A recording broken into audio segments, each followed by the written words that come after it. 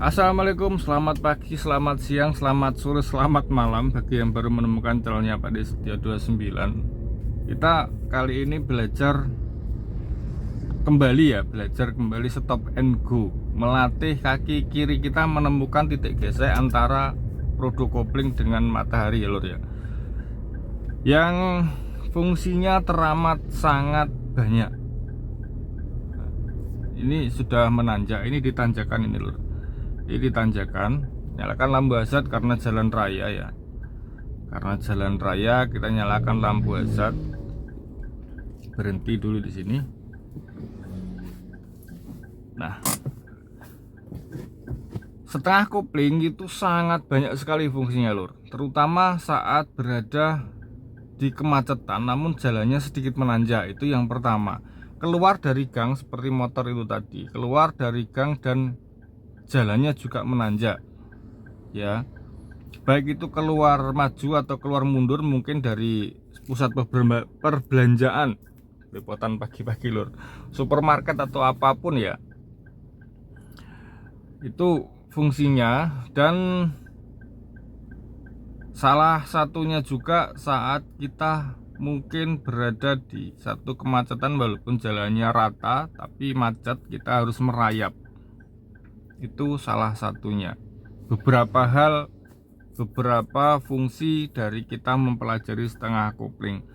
Nah, setengah kopling itu sebetulnya apa sih Pak De? Setengah kopling itu sebetulnya titik gesek antara produk kopling, kampas kopling ya kalau bahasa umumnya, dengan matahari, yang menghubungkan antara mesin dengan gearbox persneleng itu sedikit bergesek. Namun pergesekan ini tidak menyebabkan terbakarnya produk kopling lor. Makanya untuk main setengah kopling kita diwajibkan tidak memainkan gas terlalu ekstrim, kalau bisa tanpa menginjak pedal gas, agar produk kopling tidak terbakar. Walaupun harga produk kopling itu sebenarnya juga murah, dengan ketahanan yang bisa 4-5 tahun kan, tapi kalau pemakaian kita bagus bisa bertahan sampai mungkin 6-7 tahun ya. Tidak perlu panjang lebar, kita praktekkan langsung saja ya. Ini jalan ini menurun, bisa dilihat di depan ya, tanjakan dan menurun, walaupun tidak terlalu curam, namun ini sebagai simulasi ya. Ini handrem sudah saya tarik, kalau handrem ini saya turunkan lur, maka mobil saya akan melaju mundur. Buktikan buktinya. Nah, ini handrem turun, bisa Anda lihat tuh ya. Jadi memang benar-benar jalan ini jalan menurun ya.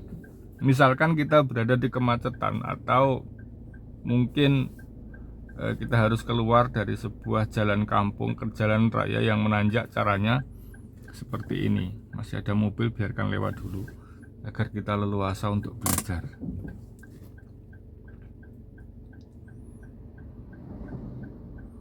Saya sarankan untuk pemula yang sedang belajar untuk setengah kopling ya, cari jalan yang sedikit saja menanjak, walaupun tidak terlalu curam namun agak sepi, jangan langsung di jalan raya. Kita coba belakang, masih ada satu mobil loh.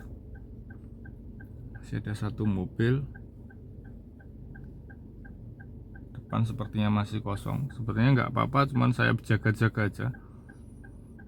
Asal kita nyalakan lampu hazard ya. Oke, mobil sudah mau lewat, masuk gigi 1, injak pedal rem, turunkan rem tangan atau handremnya. Lalu angkat pedal koplingnya sedikit saja, sedikit dulu,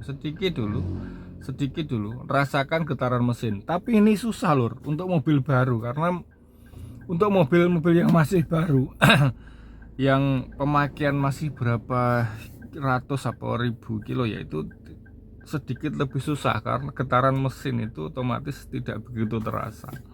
Nah, sambil kita rasakan getaran mesin itu sebisa mungkin sambil kita perhatikan kanan kiri. Jadi kita tahu kendaraan kita itu mundur atau tidak. Ya, angkat pedal kopling sedikit, lepas pedal remnya sedikit. Nah, sekarang pedal rem sudah terasa getaran kan? Sudah terasa getaran dan mobil tidak mundur. Lepas pedal rem. Ini yang namanya titik gesek. Ya, ini namanya titik gesek antara roda kopling dengan matahari. Kalau kita angkat lagi, mobil akan jalan. Nah, kita angkat lagi pelan-pelan, mobil akan jalan. Ini sudah jalan tanpa menginjak pedal gas. Ya, kalau misalkan merayap bagaimana? Seperti ini saja. Injak lagi pedal kopling sedikit. Ya, sudah berhenti lagi kan? Sudah berhenti lagi. Nah, di depan kendaraan kita ada mobil mungkin ya, kalau macet sudah berjalan, kita lepas lagi pelan-pelan pedal koplingnya dan akan berjalan lagi seperti ini. Ya, ini yang namanya titik gesek antara produk kopling dengan matahari. Namun perlu diingat, masing-masing mobil beda, lur. Jangan disamakan. Kalau setengah kopling itu tempatnya letaknya di pedal kopling itu selalu berada di tengah-tengah antara injak penuh dan lepas total. Tidak, jangan disamakan seperti itu, karena setelan pedal kopling itu beda. Apalagi kalau mobil yang usianya sudah beberapa tahun ya, pasti akan ada perbedaan. Ini yang harus menjadi catatan ya, itu yang harus menjadi catatan kita. Makanya kadang ada yang dari tengah itu, dari setengah itu sedikit injak lagi ke dalam atau sedikit ke atas, sedikit kita lepas lagi ke atas. Bedanya di situ, hanya sedikit. Jadi sebelum kita membawa sebuah mobil, mengendarai sebuah mobil, nyopir, jadi sopir dari sebuah mobil, apalagi mobil itu belum kita bawa, kita coba dulu untuk koplingnya, remnya, gasnya seperti apa. Jadi kalau kita sudah mencoba pedal koplingnya, misalkan kita tahu titik geseknya di mana, dalam atau ceteknya kita harus menginjak pedal kopling saat oper gigi, itu kita sudah paham. Gitu ya lor ya, semoga bisa dipahami ya.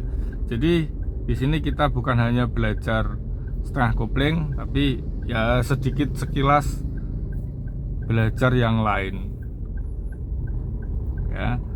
Tetap semangat untuk saudaraku pemula, tingkatkan terus jam terbangnya, sebisa mungkin sering-sering belajar agar cepat bisa menguasai karakter kendaraan, cepat bisa menguasai situasi dan kondisi di jalan raya. Terima kasih, tetap semangat. Assalamualaikum warahmatullahi wabarakatuh. Salam sehat, berkah barokah dan mantap.